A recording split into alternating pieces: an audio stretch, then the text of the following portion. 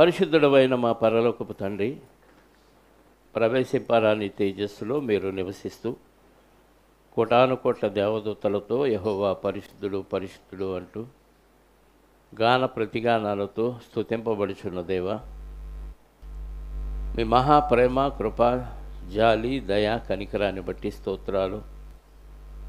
ప్రపంచంలో ఎన్నో ప్రమాదాలు జరుగుతున్నాయి. అది యాక్సిడెంట్ల రూపంలో కావచ్చు, ప్రకృతి వైపరీత్యాల వలన కావచ్చు, వ్యాధుల వలన కావచ్చు, రకరకాల కారణాలతో మనుషులు మరణిస్తూ ఉన్నారు. ఆ మరణించిన వారి జాబితాలో మేము లేకుండా మమ్మల్ని సజీవులుగా ఉంచి మిమ్మల్ని స్తుతించి ఆరాధించి ఘనపరచటానికి మీరు ఇచ్చిన ఈ సమయాన్ని బట్టి స్తోత్రాలు. పిల్లలు ఎంతో ఆసక్తితో వాక్యం కొరకు వచ్చారు.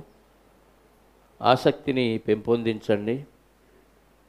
విశ్రాంతి దినం ఆచారం గురించి మేము ఆలోచిస్తూ ఉండగా మీరు వ్రాయించిన మాటల్లోని వాక్య సారాన్ని మేము గ్రహించగలుగునట్లు మీ ఆత్మ సహాయముతో మాకు ఆ విషయాలన్నీ తెలియపరచమని కోరుకుంటూ, విని మేము విడిచిపెట్టు వారముగా ఉండక వాక్యానుసారమైన జీవితాన్ని అనుసరించడానికి కృప చూపి సహాయాన్ని దయచేయమని బతిమలాడుచు మా రక్షకుడు నీ ప్రియకుమారుడైన యేసుక్రీస్తు వారి పరిశుద్ధ నామంలో ప్రార్థించి అడిగి వేడుకొనుచున్నాను పరలోకపు తండ్రి, ఆమేన్.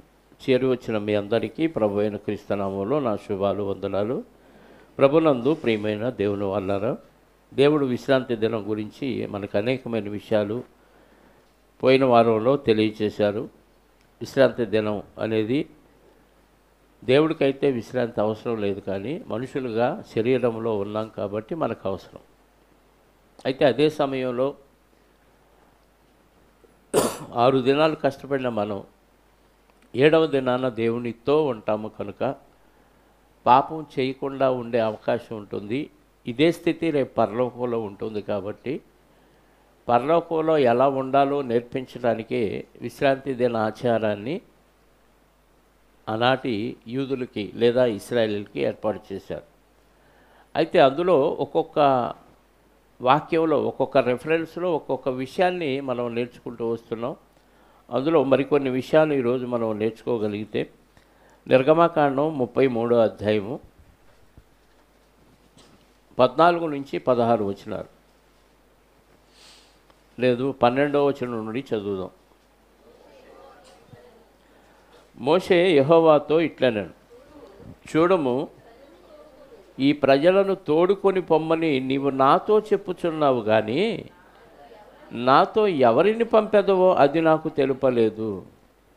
ఏమంటున్నాడు మోషే గారు? దేవుడితో అంటున్నాడు, ఈ ప్రజల్ని తీసుకొని వెళ్ళయ్యా అని నాతో చెప్తున్నావు, కానీ తోడు ఎవరిని పంపుతావు, ఎవరు తోడుతో పంపించాలి అని అడుగుతున్నప్పుడు, అంటే మోషే గారే తీసుకెళ్ళాలి కదా ప్రజల్ని, మళ్ళీ తోడెవరిని పంపుతావని అడుగుతున్నాడు ఏంటి అంటే, నా వల్ల కాదు, వీళ్ళందరినీ నేను మెయింటైన్ చేయలేను, వీళ్ళందరినీ నేను నడిపించలేను, కాబట్టి తోడు కావాలి. ఎవరి తోడు ఉంటే వీళ్ళందరూ మాట వింటారో ఎవరిని పంపిస్తావు అని అడుగుతున్నాడు దేవుడు. ఆల్రెడీ మోషే గారికి సహాయకుడిగా ఎవరిని ఏర్పాటు చేశాడు దేవుడు? అహరోను గారిని, అన్నగారైన అహరోను గారిని ఏర్పాటు చేశాడు. మళ్ళీ తోడెవరిని పంపిస్తావని ఎందుకు అడుగుతున్నాడంటే, మనుషుల మాట మనుషులు ఎవరో వినరు. మనుషుల మాట మనుషులు వినరు. ఒకవేళ వింటే చెడ్డ మాటలు వింటారు, మంచి మాటలు వినరు కదా. ఒక చెడు గురించి చెప్పాడు అనుకోండి, అందరూ దాన్ని ఫాలో అవుతారు, కానీ మంచి గురించి చెప్తే అందరూ దాన్ని ఫాలో అవ్వరు. అంటే మంచి సమాజానికి నచ్చదు. కాబట్టి మనిషిగా ఎవరొచ్చినా వాళ్ళ మాట వినరు. కాబట్టి నేను వీళ్ళని నడిపించడం నాకు అసాధ్యం, కాబట్టి ఎవరిని పంపిస్తావు అని దేవుడిని అడిగితే దేవుడు చెప్తున్న సమాధానం, నీవు 12వ వచనంలోని మధ్యలో 4వ లైను, నేను నీ పేరును బట్టి నిన్ను ఎరిగి ఉన్నానని నా కటాక్షము నీకు కలిగినదని చెప్పితివి కదా, కాబట్టి నీ కటాక్షము నా ఎడల కలిగిన ఎడల నీ కటాక్షము నా ఎడల కలుగునట్లుగా దయచేసి నీ మార్గమును నాకు తెలుపుము, అప్పుడు నేను నిన్ను తెలుసుకొందును అంటున్నాడు. చిత్తగించుము, ఈ జనము నీ ప్రజలే కదా అంటున్నాడు. నీ సన్నిధి, నీ కటాక్షం నా మీద ఉండాలి. నీ పేరును బట్టి నేను నిన్ను ఎరిగాను కదా, కాబట్టి నీ కటాక్షం నా పట్ల ఉండనిమ్ము, నీ కటాక్షం నాకు కావాలి అని అడుగుతున్నాడు. అంటే దేవుని సన్నిధి, దేవుని యొక్క ప్రజెన్స్, దేవుని యొక్క సమక్షంలో మేము ఉండాలని మోషే గారు కోరుకుంటున్నాడు.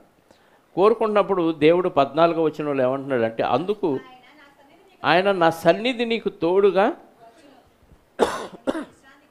నా సన్నిధి నీకు తోడుగా వచ్చును, నేను నీకు విశ్రాంతి.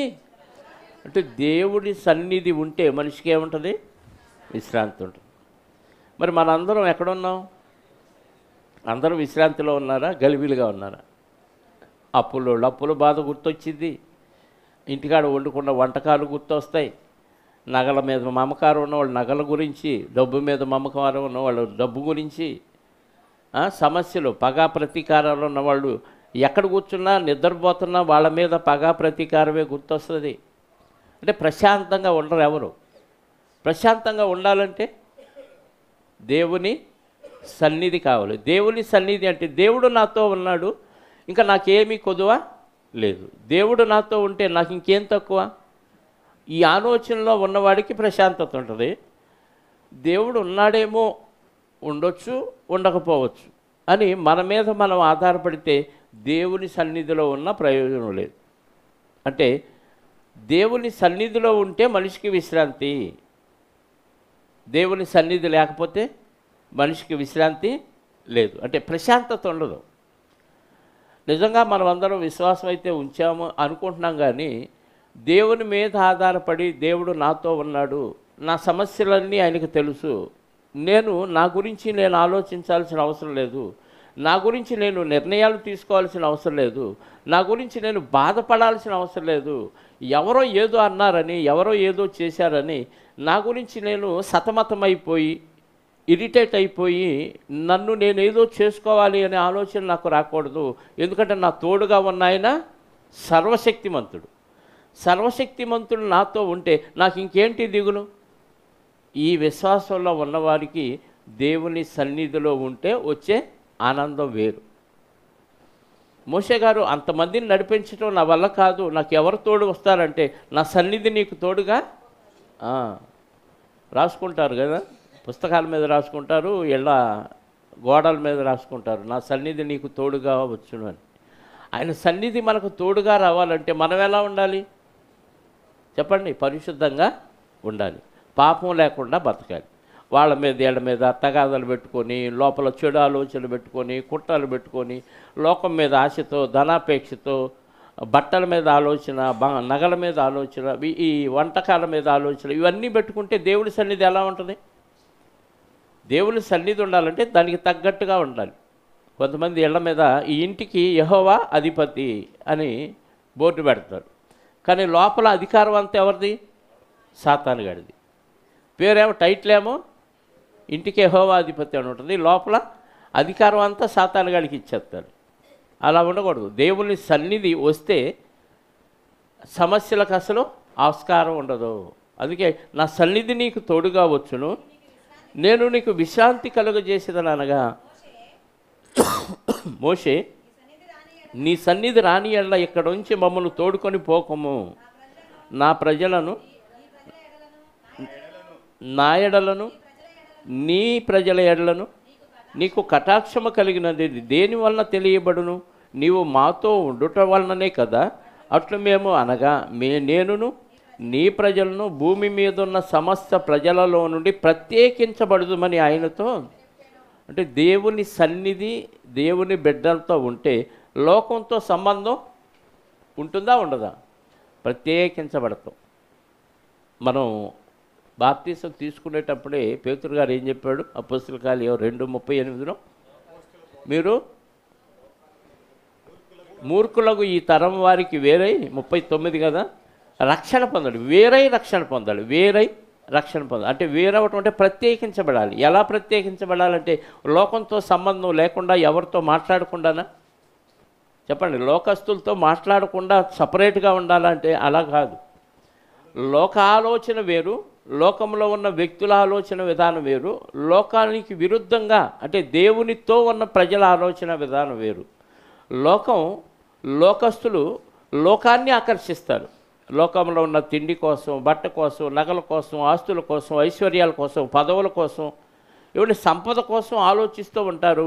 ఇందులో నిమగ్నం అయిపోయి అవి దక్కనప్పుడు నిరాశపడిపోయి ఆత్మహత్యలు చేసుకుంటున్నారు, ఒకరినొకరు చంపుకునే పరిస్థితులకు వెళుతున్నారు. ఇది లోకం తీరు.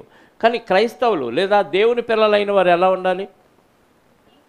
లోకానికి ఎలా ఉండాలంటే ఇంకానూ కాదమ్మా, ఎలా ఉండాలి? లోకానికి వేరుగా ఉండాలి. లోకానికి వేరుగా ఉంటే దేవునితో ఉంటే ఎలా ఉంటారో అలా ఉండాలి. మనం ఇంట్లో ఎలా వేషాలైనా వేస్తాం. ఒక మంత్రి గారు పక్కన ఉన్నాం అనుకోండి, ఎలా ఉంటుంది అప్పుడు? మంత్రి గారి పక్కన కోతేసే లైటు, ఎలా పడితే అలా మాట్లాడటం, ఎలా పడితే అలా నిలబడటం, ఎలా పడితే అలా కూర్చోవటం చేస్తామా? చేయం. ఎందుకు? పక్కన ఉంది మంత్రి గారు. మరి ప్రధానమంత్రి దగ్గర ఉంటే ఇంకా ఎలా ఉంటాం? లేదు అమెరికా ప్రెసిడెంట్ దగ్గర ఉన్నాం అనుకోండి, మన పరిస్థితి ఎలా ఉంటుంది? ఒదిగిపోయి వణుకుతా చేతులు కట్టుకొని గడగడలాడతాం. ఎందుకంటే ఎప్పుడు ఏ ఆజ్ఞ వచ్చిందో, ఎప్పుడు ఏ వంకతో మనల్ని గెటౌట్ అంటాడో, ఎప్పుడు మనల్ని గన్మ్యాన్లకు ఆర్డర్ ఇస్తే వాళ్ళు ఎప్పుడు కాల్చేస్తారని భయం. ఎందుకంటే ఆయన కోపం వస్తే ఇంకా ఆర్గ్యుమెంట్స్ లేవు, ఎవరక్కడ అన్నాడంటే చాలు టపటప పేల్చేస్తారు గన్మ్యాన్లు. కాబట్టి ఒక లోక సంబంధమైన ఒక అధికారి, ఒక మంత్రి, ఒక ప్రెసిడెంట్ దగ్గర ఉంటేనే ఇలా ఉన్నప్పుడు మరి దేవుని సన్నిధిలో ఉంటే మనం ఎలా ఉండాలి చెప్పండి? అలా ఎవరో భయము భక్తి కలిగినట్టుగా ప్రవర్తించట్లేదు. కారణం ఏంటంటే మనం దేవుని సన్నిధిలో ఉన్నామన్న ఆలోచన లేదు. దేవుడు మనందరికంటే ముందుగా ఇక్కడ వెయిట్ చేస్తున్నాడు. ఎందుకు? నా పిల్లలు పలానా సమయంలో ఇక్కడికి వచ్చి కూడుకుంటారు. దేవుడు వెయిట్ చేస్తే మనం ముందు లేటుగా వస్తున్నాం. సహజంగా మంత్రి గారు ఎప్పుడు వస్తారండి మీటింగులకి? జనం అందరూ వచ్చిన తర్వాత మంత్రి గారు వచ్చినాక మీటింగులకు జనం వస్తారా? మొన్న సినిమా యాక్టర్ రాజకీయాల్లోకి వెళ్ళి, ఆయన పేరేంటి, తమిళనాడు విజయ్, ఆయన వస్తానన్న టయానికి రాలేదు. అప్పటికి దానికంటే ముందు నుంచి జనాలు క్యూలో ఉన్నారు. ఆయన లేటుగా వచ్చారు. ఎన్ని గంటలు? 8 గంటలు లేటుగా వచ్చారంట. లేటుగా వచ్చిన ఈ జనం అప్పటిదాకా వెయిట్ చేస్తూనే ఉన్నారు. అంతమంది ఆ వెయిట్ చేయటం వల్ల, ఆ తొక్కేసలాటలో ఆయన లేటుగా రావటం వల్ల కొంతమంది చనిపోయారు. ఇప్పుడు దేవుడు ముందుగా వస్తే మనం లేటుగా వస్తున్నాం. మంత్రి గారేమో లేటుగా వస్తున్నారు ప్రజలు ముందుగా వస్తే. అంటే మంత్రి కంటే మనం దేవుడిని ఎలా చూస్తున్నాం? చీప్గా చూస్తున్నాం. మనమే మంత్రులం, దేవుడు మన కోసం ఎదురు చూసే ప్రేక్షకుడు అయిపోయాడు ఈరోజు. ఏమన్నా చిక్కు శరం ఉందా మనకి చెప్పండి? ఉండాలి కదా. దేవుడిని ఎదురు చూపించేంత స్థాయికి ఎదిగామా? ఒక్కసారి కన్నెర చేశాడంటే దేవుడు మన బతుకు బూడిదైపోయిద్దండి. బస్సుల్లో ఏడ తగలబడతాము, ప్రమాదాలు. మొన్న అనుకుంటా, ఇది విశ్వాస్ కుమార్ ఉందా, వాళ్ళ ఆయన శాలెంరాజు పెట్రోల్ కొట్టిద్దామని ట్యాంకీ దగ్గర బంకుకు వస్తే అక్కడ పెట్రోల్ లేదని మళ్ళీ తక్కిలపాడు బంకు వస్తున్నాడు. ఆ కాలువ దగ్గర గేదెలు ఆటాడుకుంటా ఈయన మీద ఆటాడినాయి. వాటిని గుద్దలేదు, అవి గుద్దలేదు.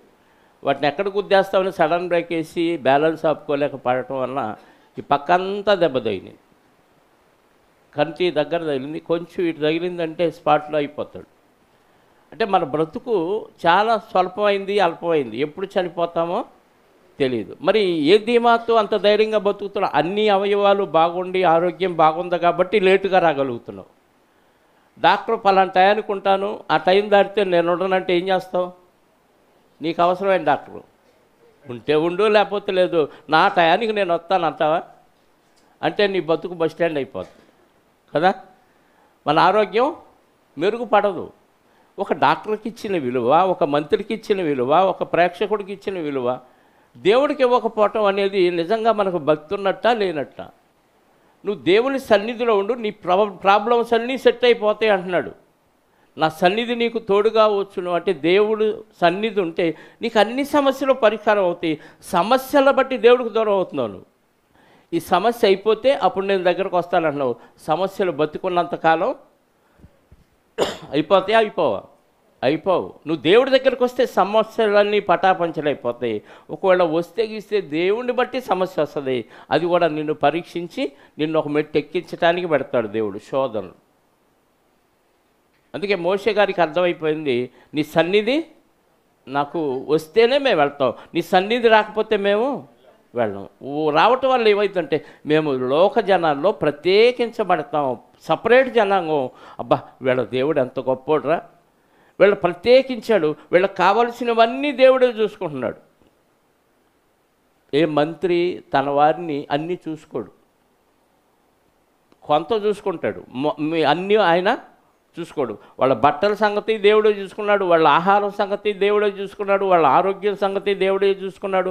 అరణ్యంలో క్రూర మృగాల వలన విషసర్పాల వల్ల ప్రమాదం జరగకుండా వాళ్ళని కాపాడిన విషయం దేవుడే చూసుకున్నాడు. అంటే దేవుని సన్నిధిలో ఉంటే అన్నీ దేవుడే చూసుకుంటాడు. అందుకే మోషే గారికి అర్థమైంది, మిగతా ఎవ్వరికి అర్థం కాలేదు. ఐగుప్తు నుంచి వచ్చిన ఇశ్రాయేలులో ఎవరికి అర్థం కాలేదు, మోషే గారికి అర్థమైపోయింది. నీ సన్నిధి నాకు తోడుగా వస్తేనే మేము వెళ్తాం, నీ సన్నిధి రాకపోతే మేము రాం. నీ సన్నిధి వస్తే ఏంటంటే లోకంలో మేము ప్రత్యేకించబడిన వారముగా, ప్రజల్లో నుండి ప్రత్యేకించబడదుమని ఆయనతో చెప్పాను. సపరేట్ అవుతాం అయ్యా. మనం లోకానుసారంగా లోకస్తులతో కలిసిపోయి ఉంటున్నామా, లోకానికి విరుద్ధంగా సపరేట్గా ఉంటున్నాం. ఉదాహరణకి పెళ్ళిళ్ళు కానీ ఏదన్నా ఫంక్షన్లు కానీ జరుగుతున్నప్పుడు మనం లోకస్తులతోనే కలిసి ఉంటాం. మన బంధువులు, మిత్రులు, శ్రేయభిలాషులు అందరూ లోకస్తులతోనే కలిసి ఉంటాం. లోకస్తులు వాళ్ళ ఆచారాల ప్రకారం ఇది చెయ్యి అంటాడు. అప్పుడు మనం ఏం చేయాలి? ప్రత్యేకించబడిన జనాంగం మనం ఏం చేయాలి? నేను చదువుకున్న బైబిలు, నేను నమ్ముకున్న ప్రభు దీన్ని చెయ్యొద్దు అన్నాడు, దీనికి విరుద్ధం కాబట్టి నేను చెయ్యను అని చెప్పాలి. చేస్తే లోకంలో ప్రత్యేకించబడిన వారమా, లోకంతో కలిసిపోయిన వారమా? దానివల్ల నీకేం లాభం నష్టాలు ఏమి రావు. దేవుడు చెప్పాడు కాబట్టి దేవుడు మాట వింటే దేవుడు కాపాడతాడు. నువ్వు లోకస్తుల మాట వింటే ఎంతమంది ఎన్ని మాట్లాడుతున్నారు, నువ్వు ఏముందలే చేసేద్దాం, లేకపోతే వాళ్ళు బాధపడతారు. మరి దేవుడు బాధపడితే ప్రాబ్లం లేదా? దేవుడు బాధపడినా పర్వాలేదు, మనం చుట్టూ ఉన్నవారు మాత్రం బాధపడకూడదండి. వాళ్ళ కోసం చేస్తున్నామండి. ప్రత్యేకత అంటే ఏంటి అర్థం? లోకముతో ప్రత్యేకించబడిన వారు అంటే అర్థం ఏంటి? సపరేటే కదా. దేవుడు చెప్పిన పద్ధతుల ప్రకారంగా బతుకుతారు. అందుకే విశ్రాంతి దినం పెట్టడంలో ఉద్దేశం ఏంటంటే నువ్వు దేవుని పిల్లవు, దేవుని సమక్షంలో ఉన్నావు, దేవుని సన్నిధిలో నువ్వు ఉన్నావు, దేవుడు చెప్పినట్టే నువ్వు వింటావు. దేవుడు నిన్ను ఎలా కాపాడుతున్నాడో లోకస్తులకు అర్థం కావాలి. దేవుడు ఆయన సన్నిధిలో ఉన్న వారిని ఎలా కాపాడుతాడో, ఎలా సంరక్షిస్తాడో, ఎలా పోషిస్తాడో ఇవన్నీ ప్రజలకు అర్థం కావాలి. కాబట్టి నువ్వు వస్తేనే మేము వెళ్తాం అంటున్నాడు మోషే గారు.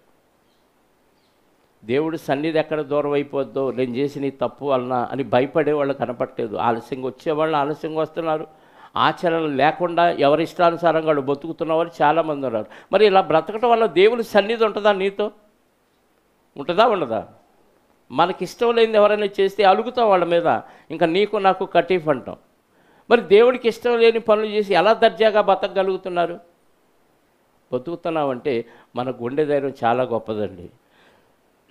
ఇది మాంసపు గుండె కాదు, రాయి కంటే కఠినమైన గుండెన చెప్పుకోక తప్పదు. అంటే దేవుడు విశ్రాంతి దినాచారాన్ని పెట్టడంలో నా సన్నిధిలో మీరు ఉంటారు అని నేర్పించడానికే దేవుడు విశ్రాంతి దినాచారాన్ని పెట్టాడు. దేవుని సమక్షంలో ఉంటే ఇంకా నీకు లోకంతో సంబంధం ఉండదు. అందుకే లోకంలో నుండి ప్రత్యేకించబడిన వారు అంటున్నాడు. మరొక వచనాన్ని చూద్దాం. సంఖ్యాకాండం 28వ అధ్యాయము. ఇక్కడ ఇంకొక మాట చూసి సంఖ్యాకాండానికి వెళదాం. ఎందుకు దేవుని సన్నిధిలో మనం ఉండాలి? దేవుని సన్నిధిలో ఉంటే నష్టం ఏంటంటే లోకము సాతానాధీనంలో ఉంది. మనకి యేసుక్రీస్తు వారిని శోధించేటప్పుడు అపవాది వచ్చి అంటాడు కదా, ఏమని? లోకాసువార్త 4వ అధ్యాయం 5వ వచనంలో, ఈ లోకరాజ్యాలన్నీ నాకు అప్పగించబడినవి, నేను ఎవరికి ఇవ్వాలనుకుంటానో వాళ్ళకి ఇస్తాను. అంటే లోకం ఎవరి ఆధీనంలో ఉంది? సాతానాది. మరి సాతానాధీనంలో ఉన్న లోకస్తులతో నువ్వు సపరేట్ అవ్వాలా, అలాగే కలిసిపోయి ఉండాలా? చెప్పండి. సపరేట్ అవ్వాలి, అంతే. ప్రత్యేకించబడాలి దేవుని పిల్లలు. లోకంతో మమేకమైపోయి లోకాశలు కొన్ని పరలోక సంబంధమైన ఆలోచన విధానాలు కొన్ని అంటే కుదిరే పని కాదు. చల్లగానైనా ఉండు, వెచ్చగానైనా నులివెచ్చగా మాత్రం ఉండకూడదు. ఉంటే భక్తిగా ఉండు, లేకపోతే లోకంలో కలిసిపో హ్యాపీగా. కాసిన ఆ పనులు కాసిన ఈ పనులు చేస్తే అది కుదిరే పని కాదు. మీరు ప్రత్యేకించబడిన జనాంగం అని చెప్పాడు. ఇప్పుడు చదవండి సంఖ్యాకాండం 28వ అధ్యాయము 9-10 వచనాలు. సంఖ్యాకాండం 28వ అధ్యాయము 9-10 వచనాలు. విశ్రాంతి దినమున నిర్దోషమైన ఏడాది వగు 2 గొర్రె పిల్లలను నైవేద్య రూపముగాను దాన్ని పానార్పణముగాను నూనెతో కలపబడిన తూమెడు పిండితో 2 10వ వంతులు గల 10వ వంతులను అర్పింపవలను. నిత్యమైన దహన బలియు దాని పానార్పణముగాను గాక ఇది ప్రతి విశ్రాంతి దినమున చేయవలసిన దహన బలి. విశ్రాంతి దినాచారం లోకానికి సపరేట్గా ఉండాలి, దేవుని సన్నిధిలో ఉండాలి అని 6 రోజులు నువ్వు పని చేసుకో, 7వ రోజు విశ్రాంతి దినం ఆచరించు. అంటే దేవునితో ఎలా ఉండాలో నేర్పించడానికి ఇశ్రాయేలీయులకి దేవుడు ఈ విశ్రాంతి దినాచారం పెట్టాడు. అదే సమయంలో విశ్రాంతి దినములో దేవుని సన్నిధిలో ఉంటూ ప్రత్యేకమైన బలులు అర్పించాలి. దేవుని సన్నిధిలో ఉన్నామని ఇప్పుడు చాలామంది సంపూర్ణ రాత్రి ఉపవాస ప్రార్థన కూడికలను పెడతారు. ఏం చేస్తారు? రాత్రి అంతా దేవుని సన్నిధిలో ఉంటారు. దేవుని సన్నిధిలో ఉండి ఏం చేస్తారు? మనం వెళ్తే మనకు తెలియటానికి ఏం చేస్తారు? పాటలు పాడతారు, ప్రార్థన చేస్తారు. నిద్రపోరే కాసేపు నిద్రపోతారు, టీ తాగుతారు, మళ్ళీ నిద్రపోతారు, మళ్ళీ లేస్తారు. ఆమెనంటాడు అయ్యగారు అప్పుడప్పుడు. ఎందుకు హల్లెలూయా అని పెద్దగా అరుస్తాడంటే నిద్రపోయే వాళ్ళని లేపటానికి. ఈ కార్యక్రమాలు ఏదన్నా జరగని కానీ ఎందుకు నైట్ అంతా పెడతారు అంటే, నైట్ అంతా పగలంతా పని చేసుకొని వచ్చిన వాళ్ళు నైట్ అన్నా ప్రశాంతంగా దేవుని సన్నిధిలో ఉంటారు, చెడు ఆలోచన లేకుండా పరిశుద్ధంగా జీవిస్తారు అనే ఉద్దేశంతో కొంతమంది పెట్టవచ్చు. ఇది ఒక ఆచారంగా పెట్టేవాళ్ళు కూడా చాలామంది ఉన్నారు. ఆ ప్రత్యేకించబడిన వారుగా పరిశుద్ధ స్థలంలో పరిశుద్ధులుగా కూడి లోకంతో సంబంధం లేకుండా ఉంటారనే ఉద్దేశంతో ప్రత్యేకమైన ప్రార్థనా కూడికలు ఏర్పాటు చేసేవారు లేకపోలేదు. ఇక్కడ దేవుడు మాట్లాడుతూ బలులు ఇవ్వాలంటున్నాడు. అంటే విశ్రాంతి దినం దేవుని సన్నిధిలో ఉంటూ పరిశుద్ధంగా ఉంటూ లోకానికి దూరంగా ఉంటూ పని చేయాలి. ఏం పని చేయాలి? ఏం పని చేయాలి? ఏదో పని చెప్పాడు అక్కడ. ఏం పని? నైవేద్య రూపముగాను ఏంటయ్యి 2 గొర్రె పిల్లలను ఏడాది ఒక 2 గొర్రె పిల్లలను నైవేద్య రూపముగాను దాని పానార్పణముగాను నూనెతో కలపబడిన తూమెడు పిండిలో 2 10వ వంతులను అర్పింపవలను. అంటే ఏం చేయాలి? మనం దేవుని సన్నిధిలో ఉంటే చాలు, హ్యాపీ నాకు ఇంకా అనుకుంటే పొరపాటు. దేవుని సన్నిధిలో ఉంటూ లోక సంబంధమైన పనులు పక్కన పెట్టి దేవుని కోసం బలులు అర్పించాలి, దేవుని కోసం అర్పణ అర్పించాలి. ఇప్పుడు ఇశ్రాయేలీయులకి 2 గొర్రె పిల్లలు, తూమెడు పిండి, నూనె, పానార్పణం ఇవన్నీ దేవుని సన్నిధిలో అర్పించమన్నాడు. అంటే ఖాళీగా రాకూడదా? దేవుని సన్నిధికి వచ్చేటప్పుడు చేతులు ఊపుకుంటూ రావచ్చా? రాకూడదు. ఏం తేవాలి? గొర్రె పిల్లలను తేవాలి, పిండి తేవాలి, నూనె తేవాలి, పానార్పణం తేవాలి. ఇవన్నీ తెచ్చి దేవుని సన్నిధిలో అర్పించాలి. ఇవన్నీ తెస్తే మందిరం పక్కన గోడౌన్ కట్టాలి మనం. ఇప్పుడు అవన్నీ తెమ్మంటున్నా క్రైస్తవుల్ని ఏం తెమ్మంటున్నాడు అంటే, పేతురు గారు రాసిన మొదటి పత్రిక 2వ అధ్యాయము 4-5 వచనాలు చదువుదాం ప్రియులారా. పేతురు గారు రాసిన మొదటి పత్రిక 2వ అధ్యాయము 4-5 వచనాలు.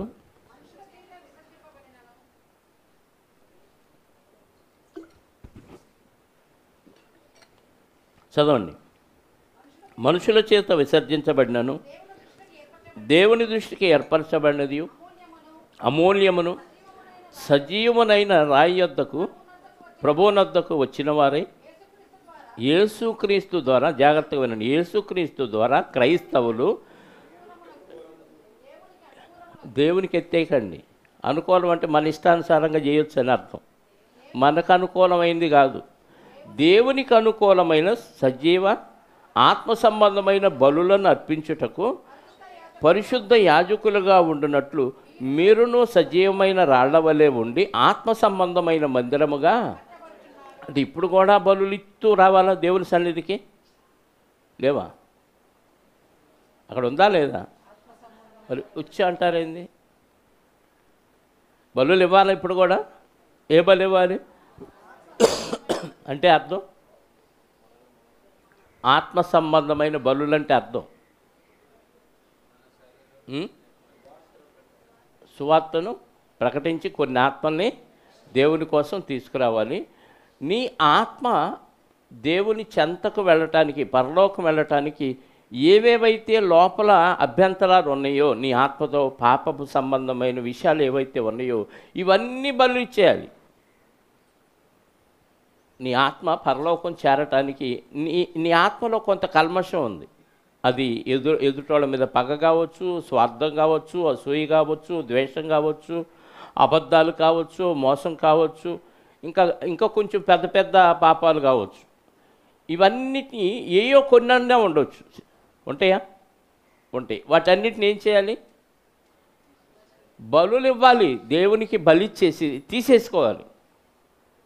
మనకి యాకోబు పత్రికలు అంటాడు కదా 1:21, సమస్త కల్మషమును విర్రబీగుచున్న దుష్టత్వమును మాని అంటే బలిచ్చేసి నీ హృదయంలో నాటబడి నీ ఆత్మను రక్షించుటకు శక్తి కలిగిన వాక్యాన్ని సాత్వికంతో వాక్యం లోపల పని చేయాలంటే ఇవ్వాల్సిన బలులు ఇచ్చేయాలి. ఆత్మ సంబంధమైన బలులు ఇచ్చేయాలి. ఇవన్నీ పెట్టుకొని నువ్వు దేవుని సన్నిధిలోకి వస్తే ఉపయోగం ఏమని చెప్పండి? దేవుని సన్నిధికి వస్తారు, ఆ పగ, ప్రతీకారం, ద్వేషం, అసూయ, ఆ కుట్ర, ఈ అబద్ధాలు ఆడటం, మోసాలు చేయటం ఇవన్నీ అలాగే ఉంటే ప్రయోజనం ఏమాత్రం లేదు. ఇవన్నీ బలిచ్చేయాలి. ఆ రోజు 2 గొర్రె పిల్లల్ని, పిండిని, నూనెను, ఇంకా పానార్పణం ఇవన్నిటినీ దేవుని సన్నిధికి ఖాళీగా రాకుండా తీసుకొని వచ్చి బలులు ఇచ్చారు, దేవునికి అర్పించారు. మరి ఈరోజు క్రైస్తవులు ఆత్మ సంబంధమైన బలులు అర్పిస్తూ ఉండాలి. ఏ బలిచ్చి వచ్చారు చెప్పండి? ఇంటికాడ కోడిని బలిచ్చి 1 కేజీ పక్కన పెట్టి వచ్చి ఉంటారు. అది కడుపు దేవుడి కోసమే, మళ్ళీ ఆత్మ సంబంధమైన దేవుడి కోసం కాదు. ఏం బలిచ్చారు? ఏ బలులు తీసుకొచ్చారు చెప్పండి? ఎవరైనా ఒక బలి తెచ్చారా? ఏమీ లేదు. అంటే బలులు ఇవ్వటానికి దేవుని సన్నిధికి రావాలి. విశ్రాంతి దినం ఎందుకు ఆచరించాలంట? దేవుని సన్నిధిలో బలులు. అమ్మాయి విశ్రాంతి దినం అన్నాడు కాబట్టి అసలు ఇక పనే లేకుండా హాయిగా ఎక్కడొచ్చి మంచి బెడ్లు ఏర్పాటు చేస్తే రెస్ట్ తీసుకొని గురిపెట్టి నిద్రపోదాం అనుకుంటున్నారు కదా. పరలోకంలో మనకు పనే ఉండదు. పరలోకంలో మనకి పనేవి ఉండదు. దేవుడితో ఆనందంగా గడపటమే మన పని, ఎప్పుడు నిత్యానందం. అది నేర్పించడానికి ఇక్కడ నువ్వు దేవుని సన్నిధిలోకి వచ్చినప్పుడు ప్రశాంతంగా ఉండాలంటే దేవుడికి కావలసినవి ఇవ్వాలి. దేవుడికి కావాల్సినవి ఇవ్వాలి. ఏమండి, ఈ గొర్రె పిల్లలు, ఈ పిండి, ఈ నూనె ఏం చేసుకుంటాడు దేవుడు? వచ్చిన వారందరికీ ఉపయోగపడిద్ది. యాజకులకు ఉపయోగపడిద్ది, అందులో పనిచేస్తున్న లేవి గోత్రం వాళ్ళకు ఉపయోగపడిద్ది, వచ్చిన వారందరికీ ఉపయోగపడిద్ది. కాబట్టి అక్కడ దేవుని సన్నిధిలో నీవన్నీ తీసుకురావాలి, బలి చేయాలి అన్నాడు. ఇది కొత్త నిబంధనలో మనం ఆత్మ సంబంధమైన బలులు దేవునికి ఇవ్వాలి. అందుకోసం విశ్రాంతి దినాచారాన్ని మనకి నేర్పించాడు. మరొక వచనాన్ని చూస్తే 25వ అధ్యాయము ద్వితీయోపదేశకాండం ఇంకొక పని చేయాలి. విశ్రాంతి దిన ఆచారాన్ని పాటిస్తూ మనం చేయవలసిన మరొక పని ఉంది. 25వ అధ్యాయము 17వ వచనం నుండి చదువుదాం.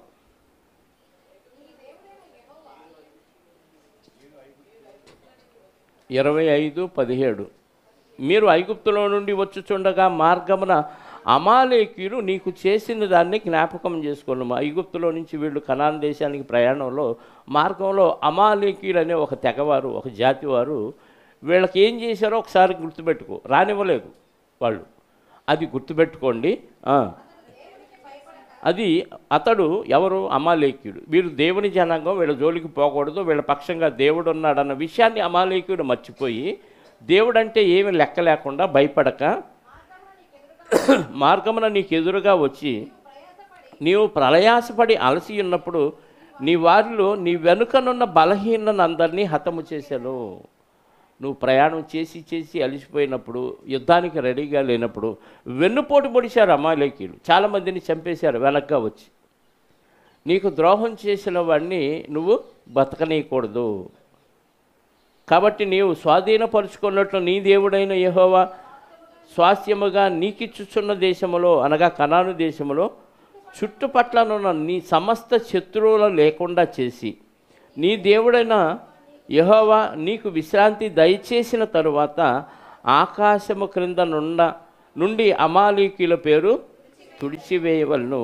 ఇది మరిచిపోవద్దు. ఏం చేయమన్నాడు? నిన్ను వెన్నుపోటు పొడిచారు కాబట్టి వాళ్ళని ఏం చేయమన్నాడు చెప్పండి? వాళ్ళని చంపేయమన్నాడు. అమాలేకీయుల్ని చంపేయమన్నాడు. ఇది ఇశ్రాయేలీయులకి ఇచ్చిన ఆజ్ఞ. ఏమిచ్చాడు? ఇశ్రాయేలీయులకి హతము చేయాలి. వాళ్ళు నిన్ను ద్రోహం చేశారు, నిన్ను వెన్నుపోటు పొడిచారు. ఐగుప్తులోంచి అలిసిపోయి ప్రయాణం చేస్తున్నప్పుడు, నువ్వు ఆదవరిచినప్పుడు నిన్ను వెనక నుంచి వచ్చి కొంతమందిని చంపారు. కాబట్టి వాళ్ళు మర్చిపోవద్దు. ఎందుకంటే కంటికి కన్ను, పంటికి పన్ను. ప్రతీకారం తీర్చుకోవటం ధర్మశాస్త్రం నేర్పిన పాఠం వాళ్ళకి. కాబట్టి శత్రుశేషం లేకుండా చేసుకో. అంతేనా? నీకు ద్రోహం చేశారు కాబట్టి శత్రుశేషం లేకుండా చేసుకో. ఇప్పుడు కొత్త నిబంధన మరి శత్రువుని అక్కడేమో వాళ్ళని చంపేసి శత్రుశేషం లేకుండా చేసుకోమన్నాడు. ఇక్కడ క్షమించి శత్రుశేషం లేకుండా చేసుకోమన్నాడు. ఇప్పుడు చంపితే శత్రుశేషం లేకుండా పోయిద్ది మనకు తెలిసింది. క్షమించితే ఎలా పోయిద్ది చెప్పండి? ఇప్పుడు నన్ను ఎవరో కొట్టారో తిట్టారో, నేను తిరిగి కొడితే లేకపోతే చంపేస్తే ఇంకా సమస్య పరిష్కారం అయింది. నేను వాళ్ళని క్షమించాను, దీనికి ఎలా పరిష్కారం అయింది సమస్య చెప్పండి? వాళ్ళలో పరివర్తన వచ్చి వాళ్ళు ఆత్మీయంగా చచ్చిపోయి కొత్తగా జన్మిస్తారు. అంటే క్రైస్తవ్యం అంటే ఇదా? ప్రభు ఈ మాటలా నేర్పాడు. ఇంత ద్రోహం చేసినా, ఇంత హింస పెట్టినా, ఇంత ఆయన్ని శత్రువుగా చూసినా నన్ను క్షమించాడేంటి? ఒకరోజు కాకపోతే ఒకరోజు అయినా ఆలోచించి అతనిలో మార్పు వచ్చింది. అతని పాత జీవితం చచ్చిపోయింది. ఇది ఆత్మీయమైన కోణం, అది శరీర సంబంధమైన కోణం. అంటే విశ్రాంతి దినాన దేవుని సన్నిధిలో ఉండి దేవుడు చెప్పిన పని చేయాలి ఇశ్రాయేలీయులు. విశ్రాంతి దినాన దేవుని సన్నిధిలో ఉండి దేవుడు ఆజ్ఞ చెప్పాడు, శత్రుశేషం లేకుండా చంపండి. అమాలేకీయుని భూమి మీద ఆకాశం కింద ఉండకుండా తుడిచేమన్నా. అంటే ఇక వాళ్ళ వంశం కనపడకూడదు. ఇప్పుడు శత్రువుని ప్రేమించి అతనిలో పరివర్తన తీసుకొని వచ్చి ఆ శత్రువుగా ఉన్న ఆ లక్షణం ఏదైతే ఉందో, అతనిలో దేవునికి అవిధేయతగా ఉన్న లక్షణం ఏదైతే ఉందో దాన్ని చంపేయి. ఎలా? క్షమించటం ద్వారా చంపేయి. అప్పుడు భౌతికంగా చంపటం ద్వారా చంపేసి, ఇప్పుడు క్షమించటం ద్వారా చంపేసి. మనకు మత్తయి సువార్త 5వ అధ్యాయంలో అంటాడు కదా, నిన్ను హింసించుచున్న వారి కొరకు ప్రార్థన చేయండి, శత్రువుని ప్రేమించమన్నాడు. ఆ మాట చూడండి ఒకసారి 43వ వచనం నుండి 5వ అధ్యాయం. నీ పొరుగు వారిని ప్రేమించి శత్రువుని ఏం చేయడు? ద్వేషించి చంపేయి. అది ధర్మశాస్త్రం. ఇప్పుడు నేను మీతో చెప్పున్నదేమనగా, మీరు నిజంగా నీ పరలోకపు తండ్రి నీ సన్నిధిలో ఉన్నాడు, నువ్వు దేవుని సన్నిధిలో ఉన్నాను అనే ఆలోచన నీకుంటే, ఆయన కొడుకుని ఆయన కుమార్తెను నేనని నువ్వు భావిస్తే, నీ శత్రువులను ప్రేమించి మిమ్మల్ని శపించు వారిని, అబ్బా మనల్ని ఎన్నో శాపనార్థాలు పెడతాడండి. వాళ్ళు హంతకులు, వాళ్ళు దొంగలు, వాళ్ళు దగాకోర్లు, వాళ్ళు మోసగాళ్ళు, ఈ ఎన్నో శాపనార్థాలు పెడతాడు. వెరీ గుడ్, థ్యాంక్ యూ అని వాళ్ళని దీవించండి. ప్రభువా వీళ్ళని క్షమించు, వీళ్ళు కూడా మారు మనసు పొందటానికి సహాయం చేయి, నేను క్షమిస్తున్నాను, మీరును వారిని క్షమించండి అని ప్రార్థన చేస్తే శత్రువు సైతం ఏమైపోతాడు? శత్రువులో ఉన్న శత్రువు చనిపోతాడు, అతను మనకు మిత్రుడు అవుతాడు. విశ్రాంతి దినాచారంలో దేవుడు ఊరికినే పెట్టలేదు, అదేదో పారంపర్య ఆచారంగా మీరు చేయాల్సిందే అన్నట్టుగా పెట్టలేదు. ఇప్పుడు రొట్టె రసం తీసుకుంటున్నాం, ఇది ఆచారంగా తీసుకునే వాళ్ళు ఉన్నారు, ఆచారంగా పెట్టలేదు. దాని వెనక పెద్ద స్టోరీ ఉంది. అది అర్థం చేసుకొని ఆ ప్రకారంగా మనం తీసుకోవాలి తప్ప, రొట్టిచ్చాడు కదా అని బఠానీలు ఎగరేసినట్టు ఎగరేసి ఏదో కూల్ డ్రింక్ తాగినట్టుగా ద్రాక్షారసం తాగితే ప్రయోజనం ఏది లేదు, ఆచారంగా ఉంటుంది అది. ఇశ్రాయేలీలు కూడా ఒక క్రమాన్ని నేర్పించడానికి, ఒక పనిని నేర్పించడానికి దేవుని సన్నిధిలో ఉంటే ఎంత ఆనందం ఉంటుందో వాళ్ళకి అర్థమయ్యేటట్టు చేయటానికే విశ్రాంతి దినాచారాన్ని దేవుడు వాళ్ళకు నేర్పించాడు. అందుకే శత్రువుని చంపేయి, అక్కడ ఇక్కడ శత్రువుని ఆత్మీయంగా చంపేసి చెప్పండి దేవుని కోసం బలి పశువుగా బలిగా అర్పించాలి. క్షమించటం ద్వారా ఇప్పుడు ఇది నెరవేర్చబడాలి. మరొక వచనం చూద్దాం. యెహోషువ గ్రంథం 21వ అధ్యాయం 44వ వచనం. వాళ్ళకి భౌతికంగా దేవుడు ప్రమాణం చేశాడు, చేసిన ప్రమాణం ప్రకారంగా వారికి విశ్రాంతిని దేవుడు దయచేశాడు. ద్వితీయోపదేశకాండం 21వ అధ్యాయం 44వ వచనం. యెహోషువ 21:44.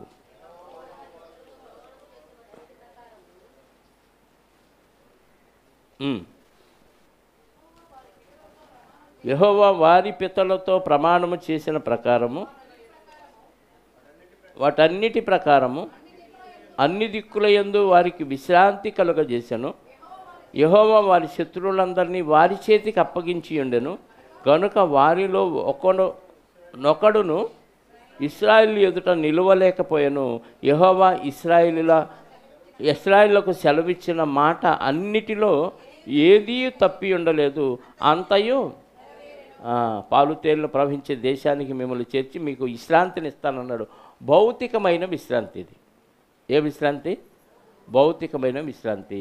అంటే విశ్రాంతి అంటే ఈ రోజుల్లో మనం ప్రశాంతంగా హ్యాపీగా నిద్రపోగలుగుతున్నాం, హ్యాపీగా తిరగగలుగుతాం దేశంలో. ఎందుకు? మనకు ఒక దేశం ఉంది, మనకు ఒక రాజ్యాంగం ఉంది. మనకి దేశ రక్షణ కోసం గవర్నమెంట్ ఏం చేస్తుందంటే దేశం చుట్టూ బోర్డర్స్లో మిలిటరీ దళాలని మోహరింపజేసింది. అంటే మనల్ని కాపాడటానికి, మన దేశం మీదకి ఎవడో వచ్చి మనల్ని ఏదో ఒకటి చేయకుండా ఉండటానికి, కాపాడటానికి చుట్టూ ఏముంది? మిలిటరీ వ్యవస్థ ఉంది. ఆకాశంలో ఎయిర్ ఫోర్స్ ఉంది, సముద్రంలో నేవీ ఉంది, భూమి మీద బార్డర్స్లో ఆర్మీ ఉంది. ఈ 3 త్రివిధ దళాలు అంటారు. అంటే ఆకాశంలోనూ సముద్ర మార్గం గుండా కానీ లేకపోతే భూమి మీద గుండా కానీ మన దేశం మీదకి వచ్చి మనల్ని ఎవరో ఆక్రమించుకొని మనల్ని ఊసకోత కొయ్యకుండా కాపాడటానికి చుట్టూ మిలిటరీ దళాలు ఉన్నాయి. ఇది మన దేశానికి, ప్రతి దేశానికి ఇది ఖచ్చితంగా ఏ దేశానికి ఆ దేశానికి బోర్డర్స్ ఏర్పాటు చేసుకొని పెట్టుకున్నారు. కానీ ఇశ్రాయేలీయులకి ప్రయాణంలో ఎవరున్నారు? దేవుడు ఉన్నాడు, ఎవరు లేరు. దేవుడు వీళ్ళ పక్షంగా ఉండి ఆయనే మిలిటరీ దళంగా పనిచేసి ఎటు నుంచి ఏ శత్రువు, ఇటు ప్రకృతి నుంచి కానీ జంతువుల నుంచి కానీ ఇటు మనుషుల నుంచి కానీ ఏ శత్రువు వీళ్ళ మీద దాడి చేసి వీళ్ళని చంపకుండా ఎవరు కాపలా ఉన్నారంటే దేవుడే కాపలా ఉన్నాడు. మనుషులు కాపలా ఉంటే మనుషులు నిద్రపోయినప్పుడు మరొక మనిషి వచ్చి మనల్ని చంపేయచ్చు ఆదమరిచినప్పుడు. కానీ దేవుడు కాపలా ఉంటే ఎవడు మనల్ని చంపటానికి అవకాశం లేదు. పైగా దేవుడే వీళ్ళ తరపున యుద్ధం చేశాడు. వీళ్ళు ఏమైనా యుద్ధాలు నేర్చుకున్నారా? ఐగుప్తులో ఇటుకలు చేయటం, కాల్చటం, బిల్డింగులు కట్టడమే పని తప్ప, బెట్టి చాకరీ తప్ప ఏ యుద్ధాలు వీళ్ళు నేర్చుకోలేదు. అలాంటిది వీళ్ళు ఊరికే నిలబడితే యుద్ధం చేయటానికి వీళ్ళ తరపున యుద్ధం చేసి వీళ్ళకే జయాన్ని ఇచ్చి, ఎంత గొప్ప బలాఢ్యుడైనా, ఎంత గొప్ప వీరుడు శూరుడైనా, ఎంత యుద్ధ నైపుణ్యం నేర్చుకున్న వ్యక్తి అయినా వీళ్ళ ముందు దేనికి పనికి రాకుండా దేవుడే వాళ్ళని చంపేశాడు. అంటే వీళ్ళ దేవుడు చాలా గొప్పోడు అన్న విషయం చుట్టుపక్కల దేశాలు, రాజ్యాల చక్రవర్తులకి, రాజులకు సైతం అర్థమైపోయి ఇశ్రాయేలీలు అంటే వణుకుతున్నారు ఆ రోజుల్లో. అంటే ఇశ్రాయేల్ దేవుడు చాలా గొప్పోడు, వీళ్ళ దేవుడి జోలికి వెళితే, ఇశ్రాయేల్ దేవుడి జోలికి వెళితే ఆ దేవుడు ఊరుకోడు, ఇశ్రాయేలీల్ని కాపాడువాడు కునుకడు. కాబట్టి వాళ్ళ దేవుడు ఎప్పుడూ కాపలా కాస్తాడు, ఎప్పుడూ పహరా కాస్తాడు. కాబట్టి వాళ్ళ జోలికి వెళ్ళకూడదని చుట్టుపక్కల దేశాల వాళ్ళందరికీ అర్థమైపోయి వీళ్ళ జోలికి ఎవ్వరూ రాకుండా ఉన్నారు. ప్రశాంతంగా ఉన్నారండి కనాన్ దేశం వెళ్ళిన తర్వాత. కొన్ని రోజులు యుద్ధాలు చేసి జయించారు, ఇక ప్రశాంతంగా ఉన్నారు. అంటే దేవుడు తలుచుకుంటే ఏ శత్రువు నీ మీదకు రాకుండా ఆపగలిగినవాడు. ఇప్పుడు ఆత్మీయంగా మనం ఈ రోజుల్లో ఆలోచిస్తే మనకి బయట నుంచి చాలా సమస్యలు వస్తున్నాయి. ఇంట్లో సమస్యలు ఉంటాయి, బయట నుంచి సమస్యలు ఉంటాయి. ఈ సమస్యలు ఆగిపోవాలంటే మనం ఏం చేయాలి? వాళ్ళు ఏం చేశారు ఆ రోజు ఇశ్రాయేలీయులు? విశ్రాంతి దినాన్ని ఆచరించారు. అంటే దేవుడు చెప్పినట్టుగా ఆయన సన్నిధిలో దేవుడు చెప్పిన పని చేస్తూ సొంత పనులు ఏమి చేయకుండా పక్కన పెట్టి దేవుడి పనే చేశారు. దేవుడి సన్నిధిలోనే ఉన్నారు వారానికి ఒకరోజు. అది వాళ్ళకు పెట్టిన కట్టడ. ఇప్పుడు క్రైస్తవులుగా మనం ఏం చేయాలి చెప్పండి? విశ్రాంతి దిన ఆచారం మనకు ఉందా లేదనేది తర్వాత ఆలోచిద్దాం. ఇప్పుడు మనం చుట్టుపక్కల సమస్యల నుంచి మనల్ని మనం రక్షించుకోవాలంటే, దేవుడు మనకి కాపలాగా ఉండాలంటే మనం ఎలా ఉండాలి? దేవునికి లోబడి ఉండాలి, దేవుని చిత్తాన్ని నెరవేరుస్తూ ఉండాలి. అంటే ఆ రోజు విశ్రాంతి దినాల్లో ఇశ్రాయేలీయులు సొంత పనులు పక్కన పెట్టి దేవుని సన్నిధిలో ఉండి దేవుడు చెప్పిన ఆత్మ సంబంధమైన బలులు కాదు, అది శరీర సంబంధమైన బలులు అర్పిస్తూ దేవుని పని చేస్తూ ఉన్నప్పుడు దేవుడు వారికి షెల్టర్ ఇచ్చాడు, కాపలా ఉన్నాడు, దేవుడు వాళ్ళని రక్షించాడు, విశ్రాంతినిచ్చాడు. ఈరోజు మనకు విశ్రాంతి, ప్రశాంతత కావాలి అని అంటే మందు తాగితే ప్రశాంతత రాదు, టీవీ చూస్తే ప్రశాంతత రాదు, సరదాగా పిక్నిక్లకు వెళ్తే ప్రశాంతత రాదు, ఇంకేదో సరదా పనులు ఆ టీవీలో ప్రోగ్రాంలు ఉన్నాయి కదా, ఇవన్నీ చూస్తే ప్రశాంతత రాదు. చాలామంది సినిమా యాక్టర్లు కానీ గొప్ప గొప్ప సెలబ్రిటీలు డ్రగ్స్కి అలవాటుపోయాడు శాంతి కోసం. దానివల్ల శాంతి రాదు. వచ్చిన తాత్కాలికంగా అవన్నీ మర్చిపోతారు, భ్రమలోకి వెళ్ళిపోతారు, మైండ్ నిద్రకి వెళ్ళిపోద్ది. దానివల్ల శాంతి రాదు. దేవుళ్ళో ఉంటే నిత్యానందం, ఎప్పుడు సంతోషమే. సమస్యలన్నీ గుర్తురావు. ఎందుకు? సమస్యలన్నీ ప్రభువుకి అప్పగించాం, ఆయన చూసుకుంటాడు. ఏమంటే మనకున్న సమస్యలు మరొకళ్ళు చేస్తున్నారంటే ఇంకా మనకి దిగులే ఉంటుంది. మన బాధ్యత, మన బరువు, మనకున్న ఇబ్బందులన్నీ, ఇరుకులన్నీ ఆయన చూసుకుంటే మనకి ఇంక సమస్య ఏముంటుంది చెప్పండి? అందుకే ఇశ్రాయేలు వారానికి ఒకరోజు సమస్యలన్నీ మర్చిపోయి, సొంత పనులన్నీ మర్చిపోయి దేవుని సన్నిధిలో ఉండటాన్ని బట్టి వాళ్ళకి ఏమి నేర్పించాడంటే, చుట్టుపక్కల ఉన్న రాజుల వలన ఎలాంటి టెన్షన్ లేదు. ఎప్పుడు ఎవరు వస్తాడో, ఏ రాజు వస్తాడో, ఎప్పుడు ఎవరు మనల్ని చంపుతారో. ఏమండి అలా చంపటం అంటే మామూలు విషయం కాదు. గర్భంతో ఉన్న ఆడవాళ్ళ గర్భాలు కత్తులతో చీల్చారండి. పసిపిల్లలు లేదు, పెద్దోళ్ళు లేదు, తలకాయలు మెడకాయలు బంతుల్లాగా తన్నుకుంటా పోయారు, కత్తులతో నరుక్కుంటా వెళ్ళటమే. ఎలా పడితే అలా నరకడం, కాళ్ళు నరికారా, చేతులు నరికారా, నడుము మధ్యలో నరికారా, ఎలా పడితే అలా నరుక్కుంటా చిత్రహింసలు పెట్టుకుంటా వెళ్ళిపోవటం, దోచుకోవటం, సంపద అంతా దోచుకోవటం, మొత్తాన్ని తగలబెట్టేయటం. ఈ పరిస్థితి ఈరోజు మనకు ఉందనుకోండి, ఎప్పుడు ఎవడొస్తాడా ఏం చేస్తాడా అని అంటే మనం ప్రశాంతంగా ఇల్లు కట్టుకొని హ్యాపీగా నిద్రపోగలమా చెప్పండి? ఈరోజు చాలామంది దొంగలు వస్తున్నారు, బయట శబ్దాలు చేస్తున్నారు, విన్నారో లేదో మీరు? పెద్ద పెద్ద శబ్దాలు చేస్తారు, లేకపోతే చిన్నపిల్లలు ఏడ్చినట్టుగా అలా ఆ ఏడుపు సృష్టిస్తారు వాళ్ళు. పసిపిల్లలు ఏదో ఏడుస్తున్నట్టు. ఎవరో మన ఇంటి ముందు పసిపిల్లలు ఏడుస్తున్నారు, ఎవరో మన ఇంటి ముందు పెద్ద పెద్ద శబ్దాలు చేస్తున్నారని ఎవరు అని వెంటనే తలుపులు తెస్తాం.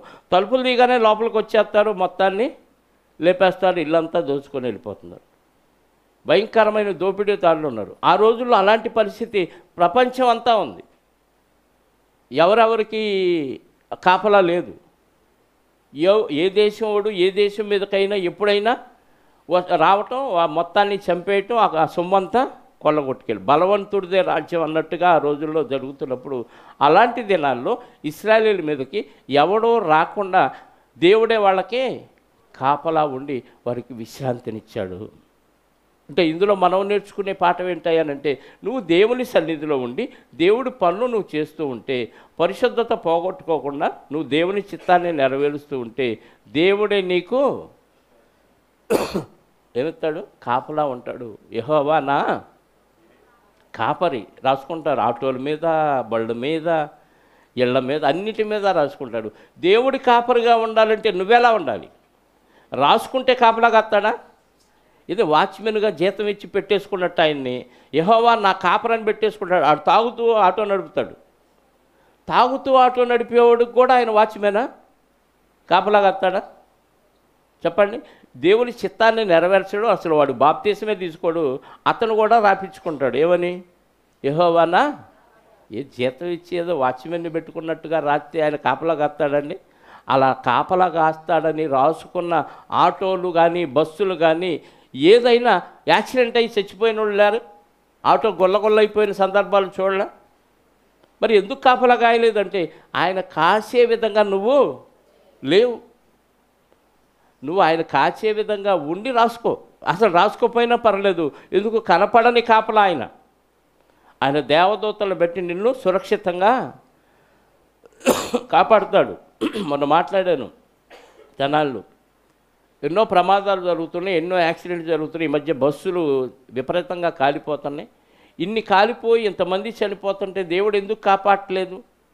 వాళ్ళంతా దేవుని పిల్లలే కదా, ఎందుకు కాపాడట్లేదు అనే విషయం అక్కడ మాట్లాడాను. దేవుడు కాపాడతాడు. ఎప్పుడు కాపాడతాడు? ఆయన చిత్తాన్ని నెరవేరుస్తూ, ఆయన ఇచ్చిన పరిశుద్ధతను కాపాడుకుంటూ, ఆయన చెప్పిన పనులు చేస్తూ ఉంటే కాపాడతాడు. ఇశ్రాయేలును కాపాడువాడు కునుకడు నిద్రపోడు అంటే ఇశ్రాయేలు దేవునికి వ్యతిరేకంగా ఉంటే కూడా కాపాడతాడా? కాపాడు. దేవుని ఆజ్ఞను పాటిస్తూ ఆ పరిశుద్ధతను కాపాడుకొని విశ్రాంతి దిన ఆచారాన్ని మేరకుండా ఉన్నవాడిని కాపాడతాడు. లేకపోతే వాడికి మరణ శిక్ష విధించబడును అన్నాడు. అందుకే ఏమన్నాడు ఇక్కడ? చదవండి ఒకసారి, 21:44 మళ్ళీ చదువుదాం. యెహోవా వారి పితరులతో ప్రమాణం చేసిన వాటన్నిటి ప్రకారము అన్ని దిక్కుల యందు వారికి విశ్రాంతి కలుగజేసెను. యెహోవా వారి శత్రువులందరినీ వారి చేతికి అప్పగించి ఉండెను గనుక వారిలో ఒకడును ఇశ్రాయేలు ఎదుట నిలవలేకపోయాను. యెహోవా ఇశ్రాయేలుకు సెలవిచ్చిన మాటలన్నిటిలో ఏదియూ తప్పి ఉండలేదు, అదంతయు నెరవేరను. అప్పటి నుంచి సొలొమోను గారి కాలం వచ్చే వరకు ప్రశాంతంగా ఉందండి. ఇశ్రాయేలుకి నెమ్మది ఇచ్చాడు. ఎందుకు?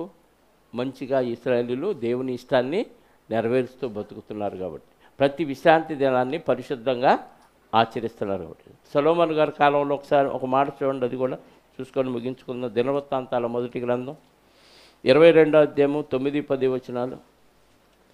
దినవృత్తాంతాల మొదటి గ్రంథం 22వ అధ్యాయము 9-10 వచనాలు.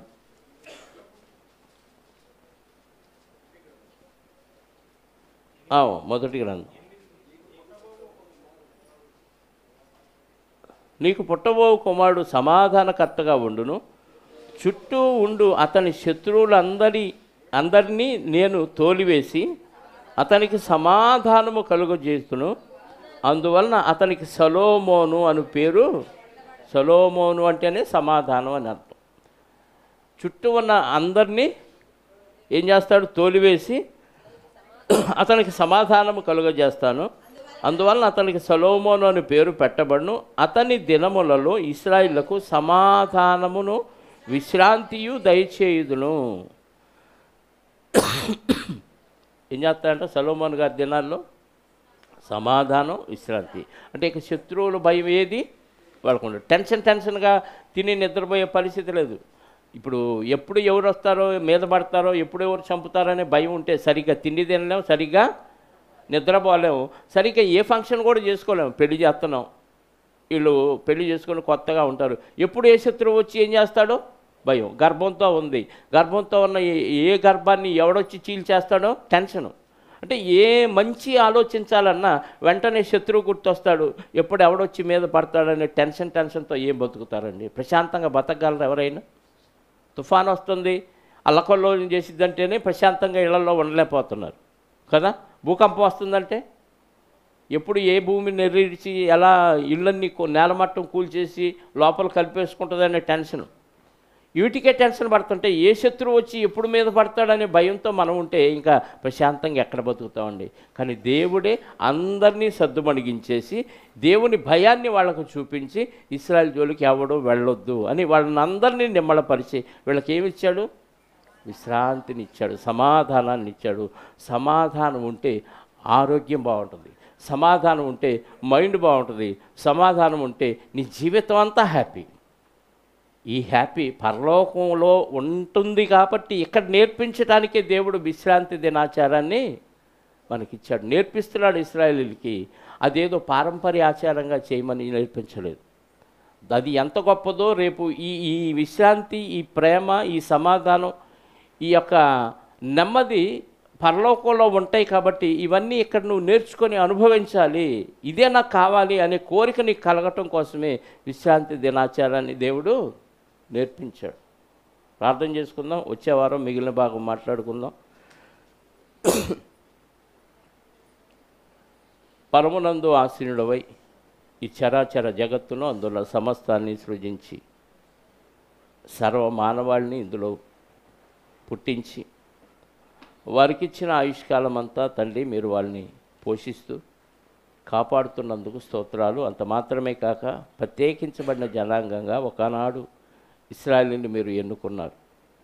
మీరు మాట ఇచ్చి తప్పని వారు కనుక అబ్రహాము గారికి ఇచ్చిన వాగ్దానం మీరు నెరవేరుస్తూ ఆయన గర్భంలోంచి వచ్చిన వారిని ప్రత్యేక జనాంగంగా తీర్చి వారు పాపం చేసినప్పుడు వారిని శిక్షించి వారు పరిశుద్ధంగా ఎలా ఉండాలో, మీ సన్నిధిలో ఎలా గడపాలో, 6 దినాలు పనిచేసుకొని 7వ దినాన ఎలా విశ్రాంతిలో ప్రవేశించాలో అన్న విషయాలు వారికి నేర్పించారు. మీరు ఇచ్చిన మాట ప్రకారంగా వారిని ఐగుప్తు బానిసత్వం నుంచి విడిపించి ఆ కనాను దేశం చేరే లోపే ఎన్నో విషయాలు, ఎన్నో పాఠాలు వారికి నేర్పించారు. అంత మాత్రమే కాక కనాను దేశంలో ప్రవేశించిన తర్వాత కూడా వారి చేతులకు విద్యను, యుద్ధాన్ని నేర్పించి శత్రువులను సైతం సంహరించే చాకచక్యాన్ని వారికి నేర్పించి మీరే వారికి ముందుగా ఉండి వారికి జయాన్ని ఇచ్చిన విధానాన్ని బట్టి స్తోత్రాలు.